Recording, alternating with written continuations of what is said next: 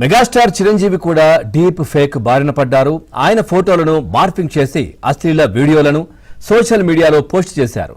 దీనిపై చిరంజీవి సిపి సజ్జనార్కు ఫిర్యాదు చేయడంతో పాటు న్యాయస్థానాన్ని కూడా ఆశ్రయించారు. కోర్టు ఆదేశాలతో సైబర్ క్రైమ్ పోలీసులు కేసు నమోదు చేశారు. తన పేరును దెబ్బతీసేలా డీప్ ఫేక్ వీడియోలు చేసిన వారిపై కఠిన చర్యలు తీసుకోవాలని కోరారు. అలాగే అంశానికి సంబంధించి మరింత సమాచారం మా క్రైమ్ కరెస్పాండెంట్ శశి అందిస్తారు. శశి, పూర్తి డీటెయిల్స్ ఏంటి?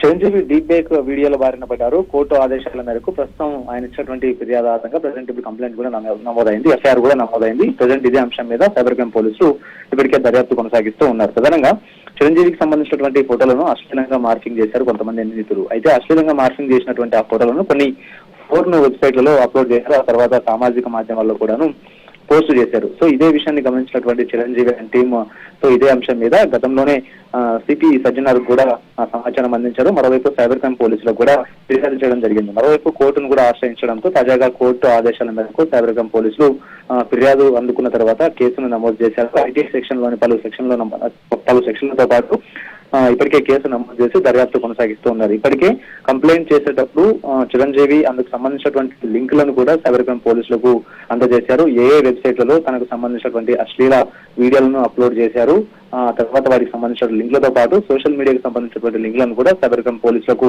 అందించడంతో సైబర్ క్రైమ్ పోలీసులు ఆ లింకుల ఆధారంగా ప్రజెంట్ ఇప్పుడు దర్యాప్తు కొనసాగిస్తూ ఉన్నారు. ఎవరు డీప్ ఫేక్ వీడియోలను తయారు చేశారు, ఆ తర్వాత అప్లోడ్ చేసినటువంటి వ్యక్తులు ఎవరు అనే విషయాలను ఈ